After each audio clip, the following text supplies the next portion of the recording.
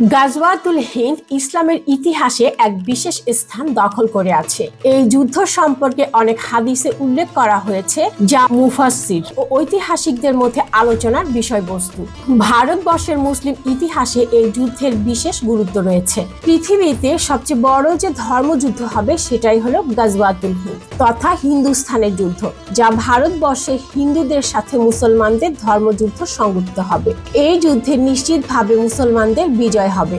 আর এই ভবিষ্যৎবাণী করেছিলেন হযরত রাসূল পাক সাল্লাল্লাহু আলাইহি ওয়াসাল্লাম। কিন্তু কবে আসবে এই গাজওয়াতুল হিন্দ আর ঈমানদার মুসলিমদের জন্য কতটা গুরুত্বপূর্ণ এই গাজওয়াতুল হিন্দ তা বলা বাহুল্য রাখে না। গাজওয়া শব্দের অর্থ হলো অভিযান, আর হিন্দ হলো স্থানের নাম। 1400 বছর আগে বর্তমান ভারত, বাংলাদেশ, মায়ানমার, শ্রীলঙ্কা, আফগানিস্তান, পাকিস্তান, নেপাল ও ভুটানকে বলা হতো হিন্দ, অর্থাৎ ভারতীয় উপমহাদেশকে বলা হতো হিন্দ বা হিন্দুস্তান। পবিত্র হাদিস শরীফে গাজওয়াতুল হিন্দ সম্পর্কে বলা হয়েছে, এটা হবে কাফের বা মুশরিকদের সাথে মুসলমানদের পৃথিবীর ভিতর বৃহত্তর জিহাদ বা যুদ্ধ।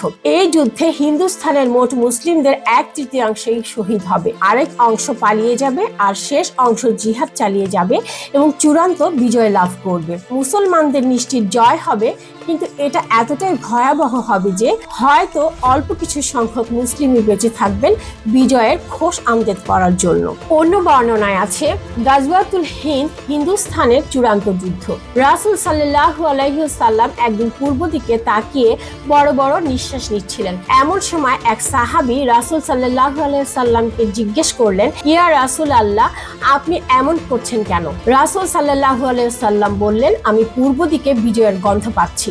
সাহাবায়ে কেরাম রাদিয়াল্লাহু তাআলা আনহু উনারা জিজ্ঞেস করলেন, ইয়া রাসূলুল্লাহ সাল্লাল্লাহু আলাইহি ওয়াসাল্লাম, আপনি কিসের বিজয়ের গন্ধ পাচ্ছেন? রাসূল সাল্লাল্লাহু আলাইহি ওয়াসাল্লাম বললেন, আমি পূর্ব দিকে মুসলিম ও মুশরিকদের যারা মূর্তি পূজা করেন তাদের যুদ্ধ শুরু হবে। যুদ্ধটা হবে অসম। মুসলিম সেনাবাহিনী থাকবে সংখ্যায় সীমিত, কিন্তু মুশরিক সেনাবাহিনী থাকবে সংখ্যায় অধিক। এই যুদ্ধে মুসলিমরা এত বেশি মারা যাবে যে রক্তে মুসলমানদের পায়ের টাকনু পর্যন্ত ডুবে যাবে, এবং যুদ্ধে মুসলিমরা 3 ভাগে বিভক্ত থাকবে।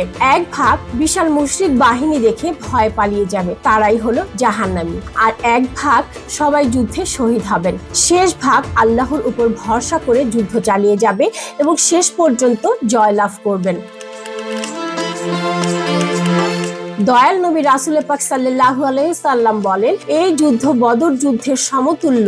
সুবহানাল্লাহ। তিনি আরো বলেন, ওই সময় মুসলিমরা যে যেখানেই থাকুক না কেন তারা যেন সেই যুদ্ধে শরীক হন। তবে গাজওয়াতুল হিন্দ ইতোমধ্যে হয়ে গেছে নাকি ভবিষ্যতে হবে তা নিয়ে রয়েছে বিভিন্ন মতভেদ। কারো মতে 712 খ্রিস্টাব্দে উমাইয়া খিলাফতের আমলে মোহাম্মদ ইবনে আল কাসেমের সিন্ধু আর মুলতান বিজয় ছিল এক গাজওয়াতুল হিন্দের শুরু, যা পরবর্তীতে দিল্লি সুলতান আমল ও সর্বশেষ মুঘল আমল পর্যন্ত বিস্তৃত ছিল। আবার কারো মতে এই বিজয় এখনো বাকি এবং ইমাম মাহাদির আগমনের পর বা আগে হবে এই বিজয়।